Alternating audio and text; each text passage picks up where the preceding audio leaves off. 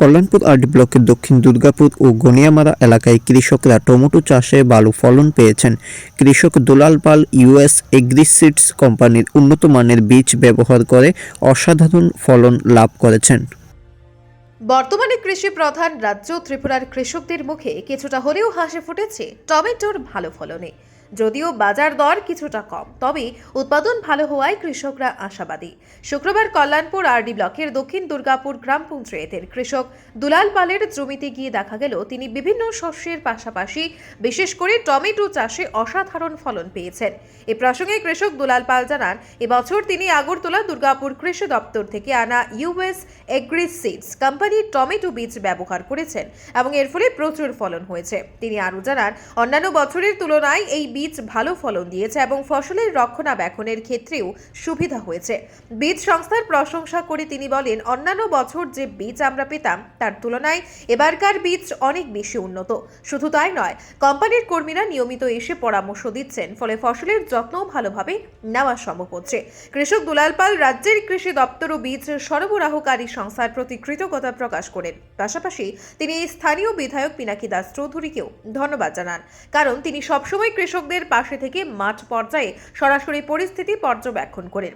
দুলাল পাল বলেন, বিধায়ক মহাশয় আমাদের সমস্যাগুলো শুনছেন এবং কৃষকদের স্বার্থে সরকারের সহযোগিতা নিশ্চিত করছেন। আগামী দিনেও যদি এই মানের বীজ সরবরাহ করা হয় এবং কৃষি দপ্তর থেকে আরও সহায়তা পাওয়া যায়, তাহলে আমরা আরও ভালো উৎপাদন করতে পারবো।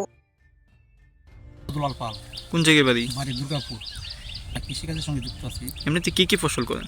আমি এমনিতে টমেটো, ব্রোকলি, বাঁধাকপি, ফুলকপি, বেগুন, পটল এইসব দেখি। এই বছর কি লাগিয়েছে? এই বছর তো আপনার এই টমেটো, ব্রোকলি, ফুলকপি, বাঁধাকপি, বেগুন। কোন জায়গা থেকে এই বীজগুলি আনেন বা কিভাবে লাগান? বৃষ্টি এবার আমাদের এই দুর্গাপুর এগ্রিকালচার অফিস থেকে আমরা দিয়েছিল। তাই অন্যান্য বছর প্রায় সময়ই দেয়, কিন্তু তুলনামূলক এবার যে কোম্পানিতে বৃষ্টিটা দিয়েছে আমরা সেটা এরকম অনুভব করতে পারি না এত ভালো যে হবে, কিন্তু এবার এমন ফলন হয়েছে। আর একটা বিশেষ কথা হচ্ছে যে অন্যান্য বছর যে বীজ দেয় যে কোম্পানি থেকে, কোম্পানির যে দাদারা আছেন কেউ তারা মাঠে আসেন নাই, কিন্তু সবচেয়ে বড় কথা হচ্ছে এবার ওই দাদারা এবার আমাদেরকে খুব সাহায্য করেছেন। কীভাবে করতে না হবে সেগুলো দেখেছেন, এমন বীজটি কি সঠিক আছে না আছে সেটা তো তদন্ত করেছেন। তাই এবার এমন ফলন হয়েছে, আর কোনো সময় মানে সরকারি যে সাপ্লাই বীজ সেরকম আর এত ভালো হয় নাই। টমেটো কীরকম হয়েছে? টমেটো খুব ভালো হয়েছে। কোন ভ্যারাইটি বীজ লাগিয়েছে? এই তো এই যে এই বাড়িটি কীরকম ফলন হয়েছে? খুব ভালো ফলন হয়েছে। কতটুকু জায়গায় লাগিয়েছেন? আমি বেশি না, ঘন্টা 3 ঘন্টা জায়গা করেছি। কি পরিকল্পনা আগামী দিনে এইরকম? আগামী দিন তো এই কোম্পানি বেশি করবো, যেটুকু করবো, বা আমাদের আশেপাশে যে কৃষকরা আছে তাদেরকেও বলেছি, তাদেরও অনেকেই দেখেছেন। আশা করি তারা এই কোম্পানি বেশি তারা ব্যবহার করবে। এখন পর্যন্ত কীরকম বাজারজাত করছেন? এখন পর্যন্ত এটা তো নতুন, এই পর্যন্ত 2-3 কুইন্টাল আমি পারিছি।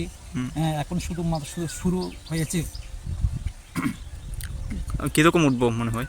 অনেক উঠবে, আশা তো করি এই 2-3 ঘন্টা জায়গা থেকে না হলেও তো 10 কুইন্টাল তো হবেই। কীরকম আছে এখন বাজার দর? এখন তো ভালোই আছে। কত বিক্রি হয়? এখন 20 টাকা কিলো। 20 টাকা কিলো পাইকারি বিক্রি করেন? আমি খুচরা পাইকারি দৌড়ে আছি। কোন জায়গায় বিক্রি করেন নিয়ে? আমি বাগান বাজার আর শান্তিনগর, কল্যাণপুর। এগ্রিকালচার থেকে কোনো সহযোগিতা পাননি? এগ্রিকালচার সবসময় তো দেয় তারা, এবারও তারা এসেছে, সব কিছু দেখছে কী করা যায় না করা যায়।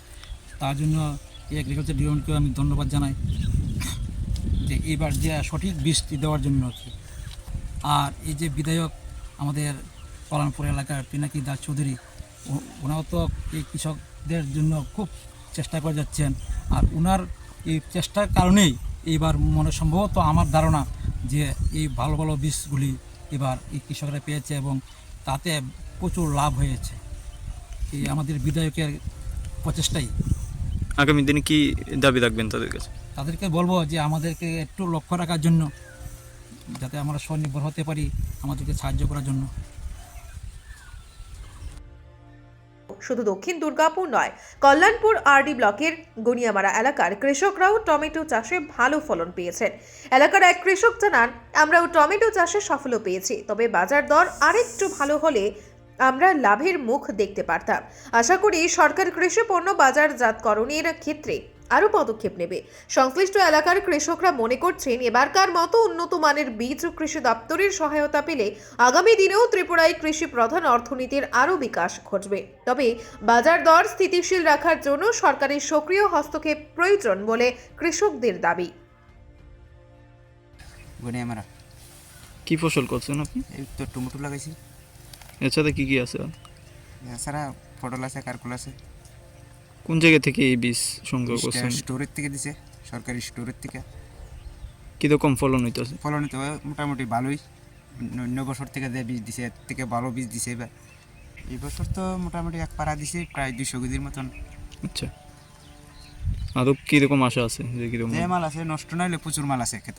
আচ্ছা, বাজার দর বাড়বো এমন কোনো আশা আছে না আপনাদের? এরকম তো এবার পারবো নি, বাড়লে তো বালা। এই কৃষি দপ্তর কি সহযোগিতা করেনি আপনাদের?